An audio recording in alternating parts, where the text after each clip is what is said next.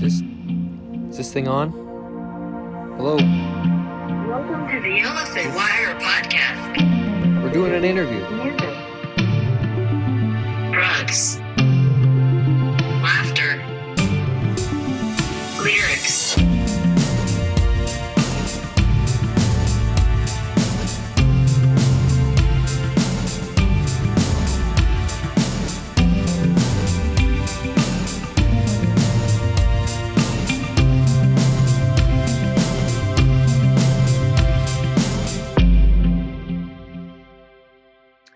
All right, so we are waiting for Adrian of One Way Sky to get in here. There he is. All right.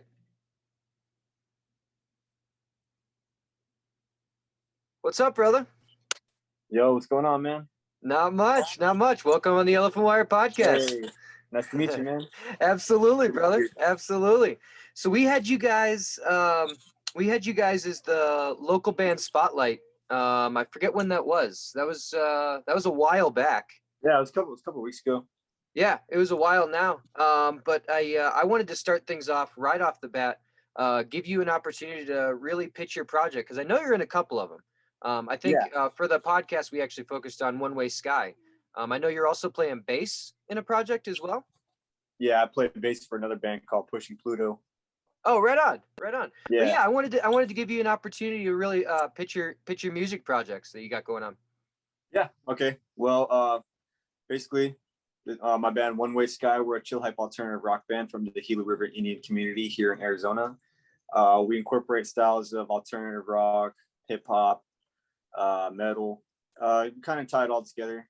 Me and my boys, we have different sorts of musical tastes of genre, so we all Which works out for the better usually. yeah, for real. We all like bring our own thing to the table, and that creates what we have right now. And I guess people dig it. I guess they like what they hear. So, and I like the energy that flows between me and my bandmates, and that's just how we were able to get this vibe that you see right behind us. There you go. I was gonna say I like it. Thanks, man. Right on, man.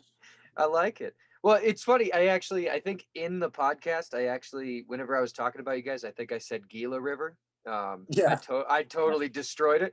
I was it's okay, man. No, I honestly, I thought the same thing at first when I moved here as well. Fair enough.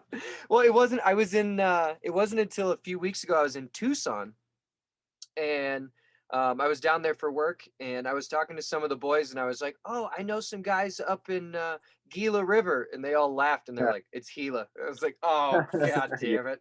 I guess everybody in the valley knows how to pronounce it now because I guess the hockey stadium is Gila River Arena, so Oh, okay, right on. Yeah. Fair enough. Yeah, but dude, I had a blast out in Tucson. That was a super dope spot. That was a good time. I was hoping to make it up your way. I was gonna hit you up, but time got away from me. The week went by really fast. But right on, man.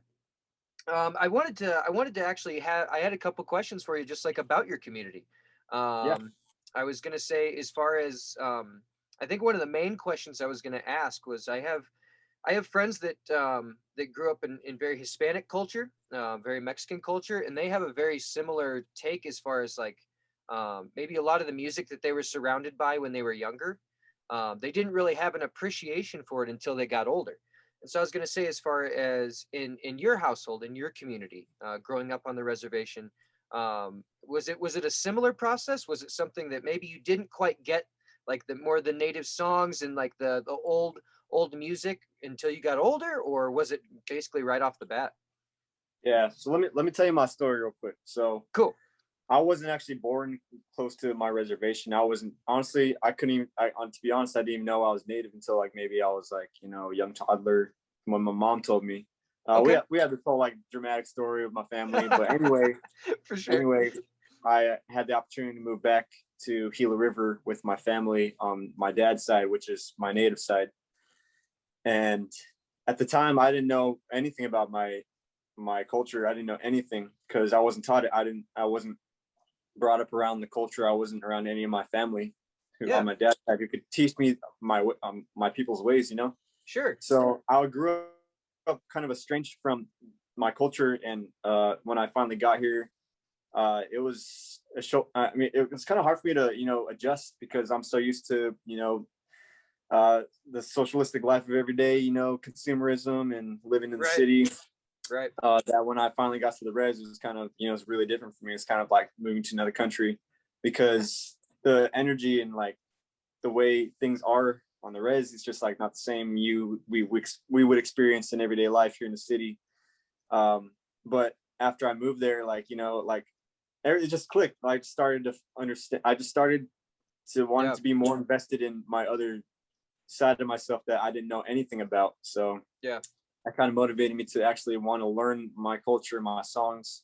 When I first heard a song, like in my language, I didn't understand. I didn't know what it meant. I couldn't interpret it. All I know is that it sounded beautiful, and I loved the way it sounded. And there's something about it that just made me feel down to earth and kind of it's like filled my spirit, like almost as if like I was able to reconnect with a part of me that I haven't known in this life, I love that. Like my bloodline, my bloodline honestly knows where it's at right now. So no, that's my whole story right there. Awesome. I love that. I mean, because like I said, I mean, the friends that I met, like when I lived down in San Diego, I met a lot of cats that it wasn't like the first time they went back to Mexico. Maybe they were in like high school or something. And, they, like you were saying, they were so used to living one specific way, a very westernized, very American consumeristic way. And then got down there for the first time to visit maybe extended family or even closer family that they just hadn't grown up around. And it was the same story that you just told, where it's just like, oh my God, like this is what I've been missing. I had this in me the whole time. I absolutely love that, brother. That's so cool. Cause how could something like that not change you? How could you not grow out of that? I absolutely love stories like that. That's so cool. And so it just makes me think too, like, how would I be if I never grew up around any of my culture, Right. Like, exactly. It's just I'm a walking piece of my people, but I wouldn't have known it at all if I hadn't come back to my res. Yeah. So reconnecting with the homelands is a major important part of like, accepting for yourself for who you are, I guess. Yeah, for sure. So so whenever, when you were younger, did you kind of struggle with that at all? Or was it pretty much like, you just told your story, I know, but did you ever kind of go back and forth as far as like really, really accepting who you were? Yeah. Well, the thing about that is I'm not full native. I'm half, Swedish. My mother is Swedish on her side. So I have I'm living in two different worlds. I have my native side and my Swedish side. So, there is I never really, felt like I belonged anywhere. That's kind of just the reality of living as a half breed, like you're one thing and you're another thing, but you'll never be that thing fully. Right. But to me is what I see it as, even though I'm not full, native, I'm still able to bring that representation for my native people to like, a larger audience when it comes to, like me playing my music. I mean, I don't have any problems branching out, like leaving the res and going somewhere, going on tour or something. If I need to, then I'm gonna do it in representation for my community. Just because I'm not full native or something, it doesn't mean I'm not going to go out there and like represent for my people at 100%. There you go. I love that. So let's talk about the guys in your band right now. Did they have a very similar story, or did they grow up on the res? My bandmates grew up on the res. Okay. I'm the only one that didn't. Yeah. Gotcha. Okay, cool. So do you guys, I mean, whenever you guys get together and you're writing music, I would only assume that it's almost more of an innate sense, what you're bringing as far as your culture to your music. Because like you said, I mean, you have plenty of influences, going from hip hop to even all the way to metal, and when you're bringing that in. But at the same time, I mean, that bass, like you were saying, that piece of yourself that you found, there's no way to get rid of that. That's there, that's innate, that's inside you. So I would only assume that when you guys are getting together and you're writing music together, just because of that foundation that you all have, that has to be such a magical experience whenever you're actually writing music together. So Definitely. I wanted to ask you more so when you guys are writing music, what's kind of the process like? Is it, you know, one guy brings in an idea and everyone adds to it, or do you have more of a like one songwriter? How do you guys go about it? Well, mainly, I'm the one that writes the songs. I write the guitar riffs and everything. I basically come up with the whole composition. Okay. My bandmates, they fill in with the, you know, their style, I guess. Yeah. I have a general sense of how I want the song to sound, but I can't make it complete unless I have input from my bandmates, Sure. because they're going to be the ones that are performing with me. So it's not gonna sound like how I want to sound it, unless it sounds like how they want to sound. You know, Right. It's kind of confusing, but I come up with the idea, but I always try to get input from my bandmates, like what should go here, like what I try to collaborate on lyrics with them like all the time, because you know we all have something to say, and we're still on that point of like trying to, you know, actually like have each of us sing a song, but Sure. you know, Yeah. they're still a little shy, so I got to be that person. There you go. Yeah, but most of it really just stems from like personal life experience, and a lot of it we really want to tie attention. We want to draw attention to, like, you know, the realities of what it's like living on the res, and you know what, you know, just the hardships that, you know, everybody doesn't realize that Native communities face on a daily basis. You know, we want to be able to shed a light on that wherever we can, and I guess music's our only platform to be able to do that. Yeah. Oh, it's an awesome platform for that, because I mean, music just being such a great equalizer for everyone. I mean, my probably the toughest thing for me going all the way through COVID, and I have a couple questions for you about that as far as how it affected music for you guys. But one of the biggest things for me, and we all miss live music, but my favorite thing in the world, like hands down, is seeing someone moved by music.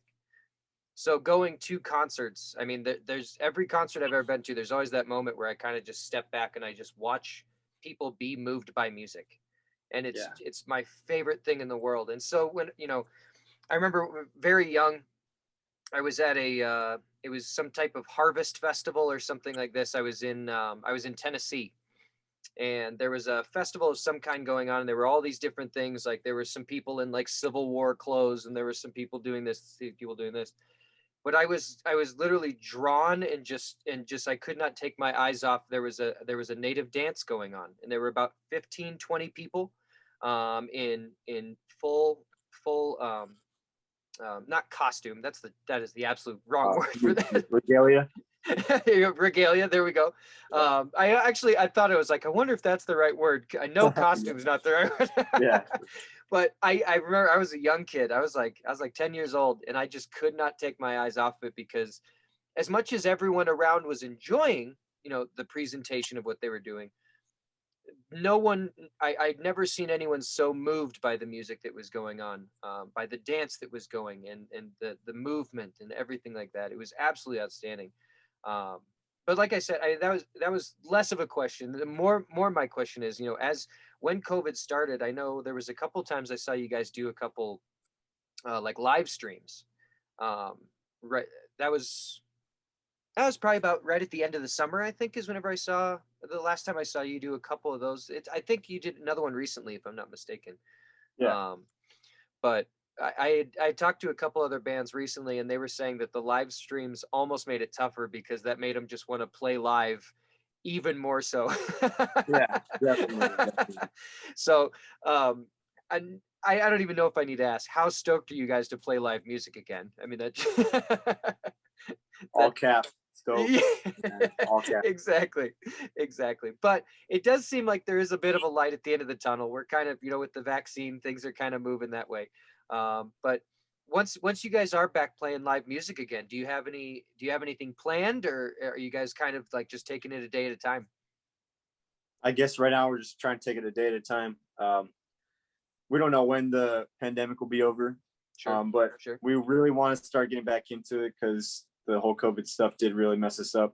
I mean, right before COVID did happen, we were like literally about to make our break into like the next level with our music. You know, we're gonna start opening up for bigger bands, and going on like small little tours, regional tours. Yeah. And right when stuff was supposed to happen, COVID hit, and we all had to go back to square one. So right now we're here trying to, write some new material.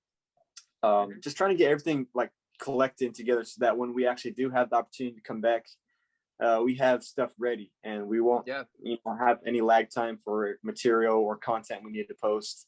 We'll have a plan. We'll have a marketing plan. We'll know what we need to do in order to gain more followers and stuff. But a lot of that really depends on us being able to actually go out and interact with our crowd and being in a live concert setting. Yeah, because we can't do our thing unless we can't perform. Like we're live. That's what we're doing.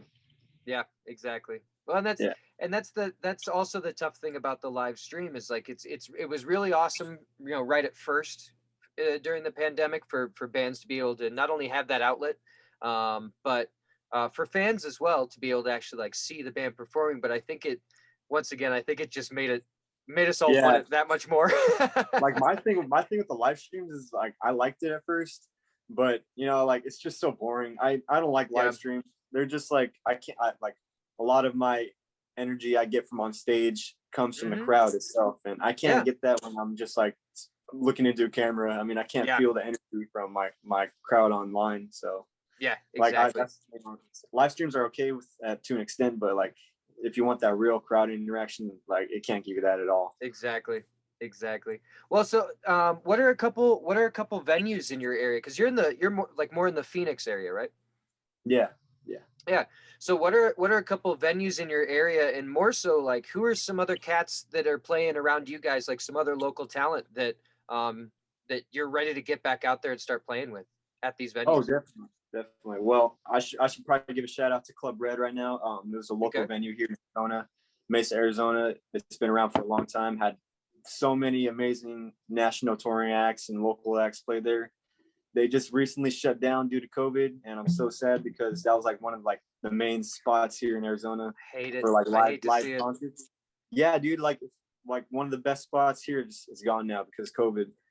But there has been a new venue opened up that's called the 44, and they're really giving bands they're really giving bands an opportunity to come perform for a live audience, and it's crazy because like a lot of venues out here aren't doing that now. But this venue, the 44, they're starting to do that, and they've been giving us gigs pretty consistently. But other than that, like bands that I would want to see for us to perform with again after we come out of this, and I got to give shout out to my boys Ocean Harvest and Gila River as well. They're metal bands, and they're fucking sick. Gila River boys, we got to give a shout out to our native musicians. There's so many dope artists here in Arizona. Like, I guess another band that I want to see, it's kind of a cheat question. I mean, cheat answer, but it's Pushing Pluto, the other band that I play with. I mean, honestly, you're allowed. Hey, that's fine. That's allowed. Absolutely fine. I play bass with them, man. I'm just the bassist for them, No pressure on that one. Just Awesome, man. Well, I mean, another question on that, I guess, would be, like when you were growing up, I mean, when did you really decide, like, hey, music's what I want to do? Music's my thing. Like, I want to play music. I want to be that guy on stage. Around what age did you start to realize that? I have this very vivid memory of when I was a small toddler. It's probably like one of my beginning memories of life. Probably the only memory I could really remember at a young age. I was probably maybe two years old at this time. I remember for some reason I walked out of my house. I was like walking around 2 years old outside of my house for some reason. Just hanging out. Dude, I was living in Montana at the time. Okay. And I walked to this bus stop, and I was just there by myself, and it was a sunny day, and the sun's shining on me, and there's like a light breeze, and there's this big tree right next to me, and there's like fucking, like the wind's like creating music in the leaves, like it's creating this sound. I'm like, and I'm just looking at it. I'm 2 years old, and I'm like, all of a sudden I just start singing. I just start singing about the wind blowing through the leaves. Okay. And like that's my first vivid memory of me actually like having an interest in music. I don't know, it just came out of nowhere. It's kind of like almost like I was just born for music, I was gonna say, it sounds like it wasn't your choice. It's it wasn't my choice, man. it sounds like Yeah. This body mind was like, yo, I feel like singing, so I just started singing.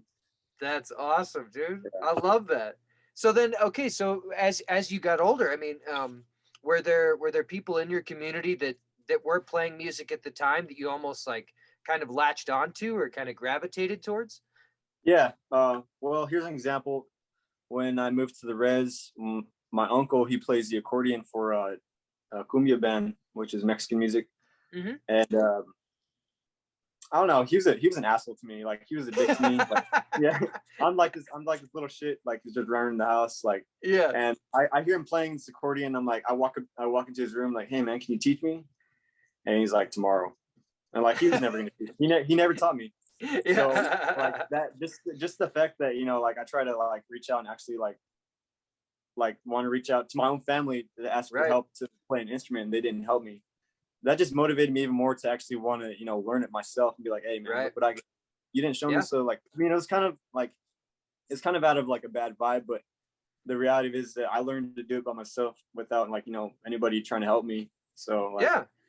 I mean, I guess my family motivated me to do it the most because like I really wanted to just feel like I was somebody, and I just wanted to just learn music and be cool, I guess. Yeah, absolutely. Absolutely. So I mean, have there been times I've seen a few posts that you guys have made where you're playing like maybe outside and maybe like more like the restaurant scene or bar scene or something like that, where you'll notice that there's younger kids from your community and they're watching very intently. Have you noticed that yourself? Yeah, For definitely. sure. Yeah. On my res, we usually have like youth conferences where like the kids from the community come and like have the day session where they learn a specific topic. And they had one of these conferences, and they invited us to come perform for lunchtime, I guess. Okay. And like when we got there, those kids were so bored out of their mind. They didn't want to be there. They were just so fucking bored. Like they didn't care about what was going on. They just wanted like the food and stuff.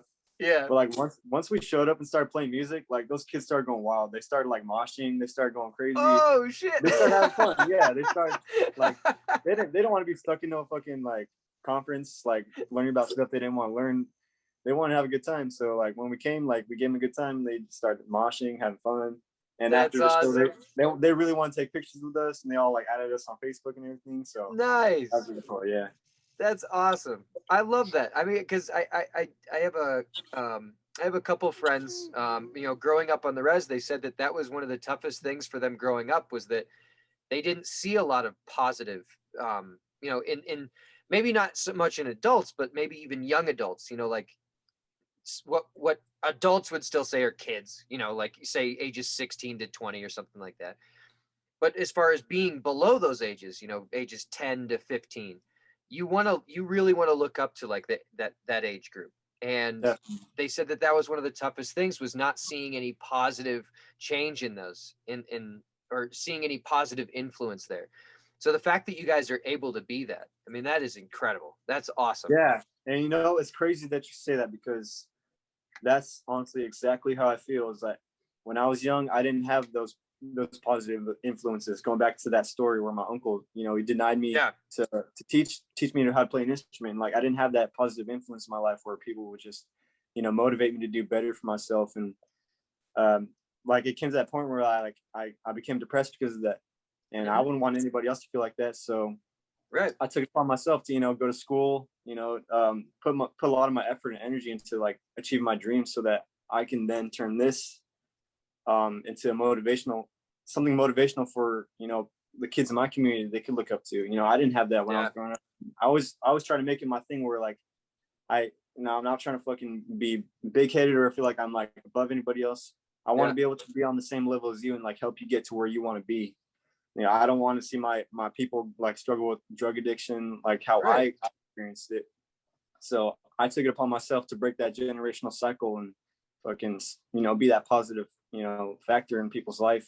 Still I struggle with that from a daily basis. I feel like it's a lot to feel like I need to do, but I feel like there's just this obligation in my soul that I got to do that. Yeah, absolutely. I always have a tough time when people are using the reasoning of like, well, I made it out of it fine, so what's the difference? Like, well, just because someone has made it out of that think of all the heartache that they had to go through. Why would you want someone else to go through that? Like, I don't want generations like after me to have to deal with that. I want them to have not necessarily an easier time, but I want them to have the positive energy. I want them to be able to see that and experience that the sky is the limit. I want them to see that. I'm all about that. That's so awesome that you guys are able to be that for your community. That's huge. Yeah. That is really awesome. And just going off what you just said, saying you just said the sky's the limit. That's why we named One Way Sky. One Way Sky is, I love it. There's only one way for you. It's like there you go. I like that. I was actually, that was one of the questions that I had written down. One of my last ones that I had for you was, how'd you get the name? I was only assuming. So yeah. Right on, man. Right on. Well, so you were saying that you guys are kind of getting some things in order and trying to kind of get things ready for once COVID is over and you guys can hit the ground running. Are you guys recording any new music right now? We have some new music recorded. It's just like I said, we're trying to wait for that time where we can actually where we have that plan set where we can just start releasing everything. Yeah. But right now we're just trying to get everything together right now. Yeah. And still too like I want to be able to record new music, but the money issue is the thing right now. So we got to save that money up and before we can go like back in the studio and record some more music. For sure.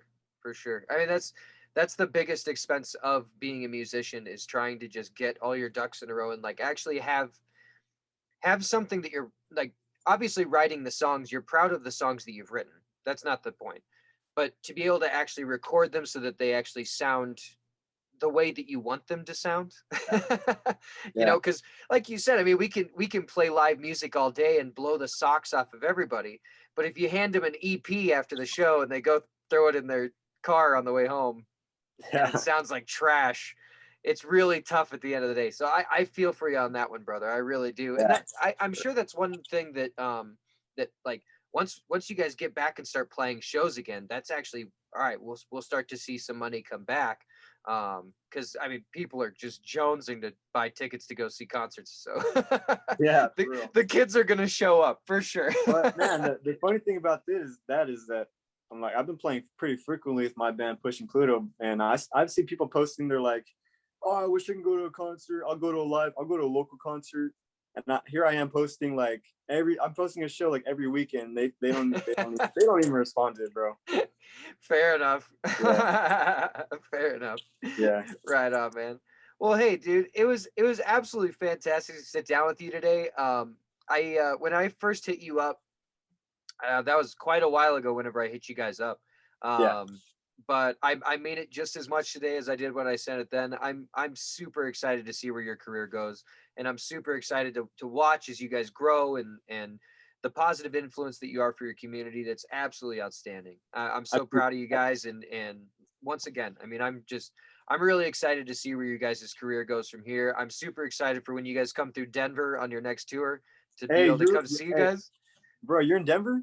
Yeah. No shit, bro. I grew up there, man. Okay, cool. On. I'll definitely come out sometime. Probably be that this summer, dude. Hell yeah. Yeah, we'll have to get together for sure. Yeah, because I've been in Denver since 2011 or something like that. It's been I grew up in Chicago, but I've been out here for quite a while.